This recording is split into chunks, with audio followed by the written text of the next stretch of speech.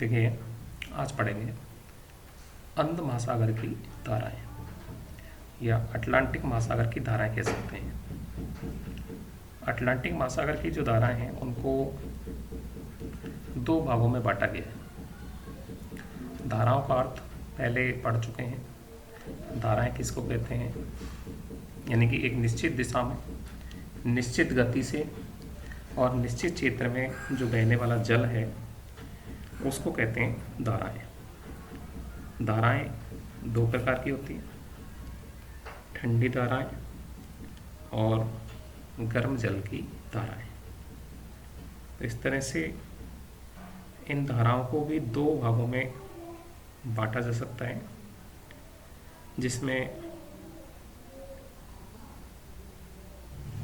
गर्म धाराएं और ठंडे जल की धाराएं। तो इस तरह से यानी कि धाराओं को बांटा जा सकता है। अब लेते हैं उत्तरी अटलांटिक महासागर की धाराएं। उत्तरी अटलांटिक महासागर की धाराएं, जिसमें सबसे पहले आता है उत्तरी विषुवत-रेखीय धारा। उत्तरी विषुवत-रेखीय धारा जो है वो यानी कि धारा के जो कि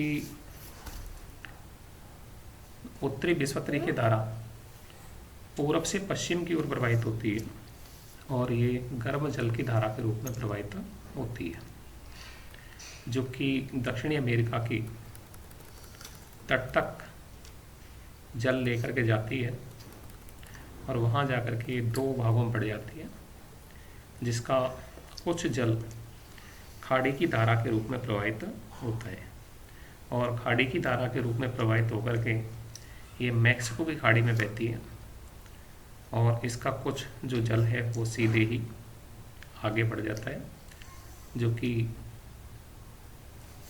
उत्तरी अमेरिका के पूर्वी तट के सहारे गल्फ स्ट्रीम धारा के रूप में प्रवाहित होता है। दूसरा जो है गल्फ स्ट्रीम की धारा, यानी कि उत्तरी विषुवत-रेखीय धारा का जल उत्तर की तरफ बहता है, तो वो कहलाता ही है उत्तरी गल्फ स्ट्रीम की धारा या खाड़ी की धारा के नाम से भी इसको जाना जाता है। तो यानी कि कैरिबियन समुद्र में जब चली जाती है, जहाँ उत्तरी विषुवत-रेखीय धारा से मिलकर के मैक्सिको खाड़ी में पहुँच जाती है और आगे बढ़ने पर ये मैक्सिको गल्फ से फ्लोरिडा तक ये बहती है, जहाँ गल्फ स्ट्रीम की धारा के रूप में इसको जाना जाता है। ये भी गर्म जल की धारा है, जो कि संयुक्त राज्य अमेरिका के पूर्वी किनारे से होकर के उत्तरी अटलांटिक महासागर में चली जाती है। इसके उत्पन्न होने में पश्चिमी पवन का जो प्रभाव होता है वो अधिक होता है, क्योंकि इसकी जो तुलना है वो किरुसिबो धारा से की जाती है, जो कि प्रशांत महासागर के अंतर्गत रहती है और ये धारा आगे बढ़ने पर शीघ्र चौड़ी हो जाती है और 45 डिग्री पश्चिमी दिशांतर के पास कई दिशाओं में मुड़ जाती है।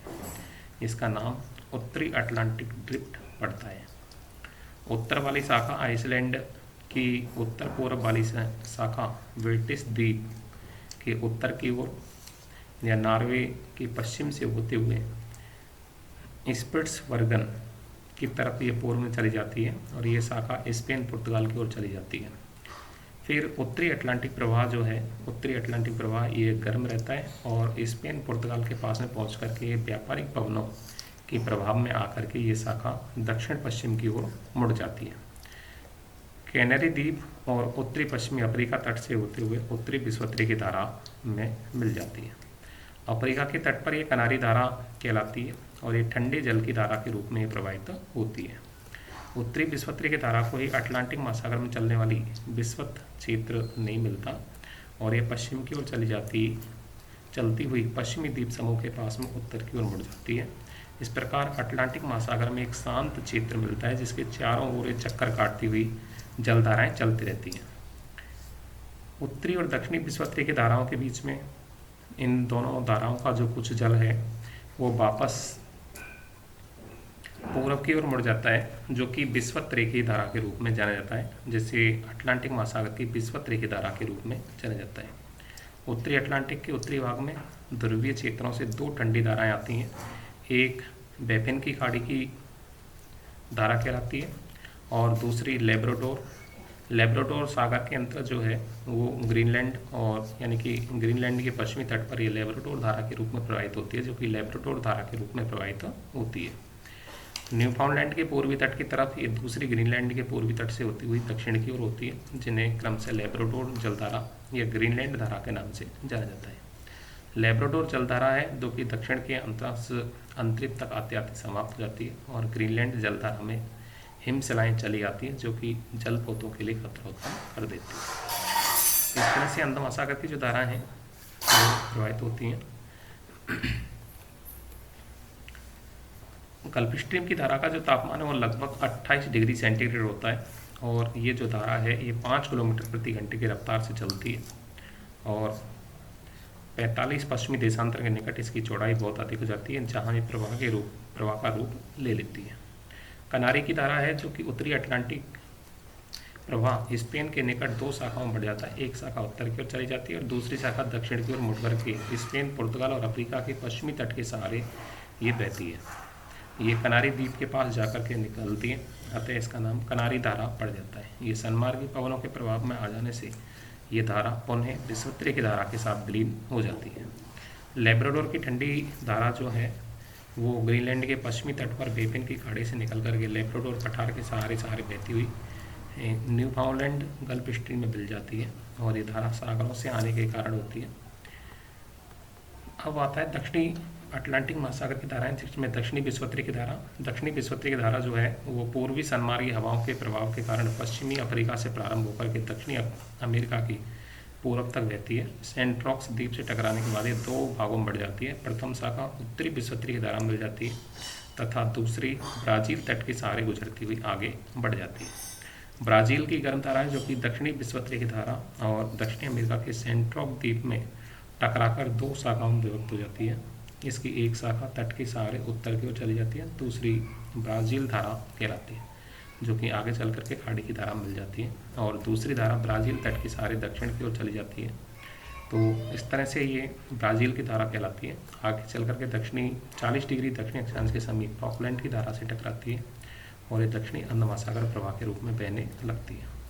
फॉकलैंड की धारा जो है वो ठंडी धारा के रूप में प्रवाहित होती है। अंटार्कटिका महासागर में पश्चिम से पूर्व की ओर चलने वाली ठंडी धारा है, जो कि दक्षिणी अमेरिका के केप हॉर्न से टकराने के बाद इसकी एक शाखा पूर्वी किनारे के सहारे उत्तर की ओर चलने लगती है, और ये फॉकलैंड की धारा कहलाती है। बेगुला की ठंडी धारा है जो कि अटलांटिक प्रवाह दक्षिणी अफ्रीका के पश्चिमी तट से टकरा करके उसके सहारे उत्तर की ओर मुड़ जाती है, और इसे बेंगुला की ठंडी धारा के रूप में कहा जाता है। अंटार्कटिका प्रवाह है, ये जो प्रवाह है दक्षिणी ध्रुव में तीव्र पवनों के कारण ये पश्चिम से पूर्व की ओर चलता है, और इसे पछुआ पवनों का प्रभाव ही कहा जाता है। ये एक ठंडा प्रवाह है, यहाँ स्थल के अभाव में बड़े वेग से संपूर्ण पृथ्वी की परिक्रमा करती हुई बहती है। तो इस तरह से ये प्रभावित होती है। और जो प्रति विषुवतीय की धारा है, उत्तरी व दक्षिणी विषुवतीय की धाराओं का जब दक्षिणी अमेरिका के पूर्वी तट पर पहुंचता है तो तट से टकरा करके इन धाराओं का कुछ जल पुनः विषुवत रेखा के शांत खंड से होकर के अफ्रीका की खाड़ी की ओर आ जाता है, और दोनों धाराओं के बीच में जल के इस उल्टे बहाव को विपरीत विषुवतीय की धारा कहते हैं। इसकी उत्पत्ति में जो पृथ्वी की परिभ्रमण गति एवं पूर्ववर्ती भागों में जल की कमी की पुनः पूर्ति करने के कारण होता है। तो इस तरह से हिंद जो उत्तरी अटलांटिक महासागर है, उत्तरी अटलांटिक महासागर और दक्षिणी अटलांटिक महासागर दोनों की भूमध्य की धाराओं के बीच में जो धारा उत्पन्न होती है उसे प्रति विषुवतीय की धारा के रूप में जाना जाता है। ये जो धारा है ये धारा भूमध्य की धारा के रूप में प्रवाहित होती है। तो इस तरह से अंध महासागर की धाराओं को 2 भागों में बांटा जा सकता है, जिसमें उत्तरी अटलांटिक महासागर की धाराएं और दक्षिणी अटलांटिक महासागर की धाराएं, इन दोनों को भी 2 भागों में बांट सकता है, गर्म जल की धाराएं और ठंडे जल की धाराएं। गर्म जल की धाराएं जिसमें उत्तरी विषुवतीय की धारा, गल्फ स्ट्रीम धारा और उत्तरी अटलांटिक प्रवाह। ठंडे जल की धाराएं जिसमें लेब्राडोर धारा और कनारी की धारा। दक्षिणी अटलांटिक महासागर की जो धाराएं हैं उनको भी 2 भागों में बांट सकते हैं, गर्म धाराएं और ठंडी धाराएं। गर्म धाराओं में उत्तरी और दक्षिणी विषुवतीय की धारा, ब्राज़ीलियन धारा, और ठंडी धारा हैं जो कि फॉकलैंड धारा और फॉकलैंड की धारा और अंगुलास धारा। तो इस तरह से इनको दो भागों के अंतर्गत बांटा जा सकता है।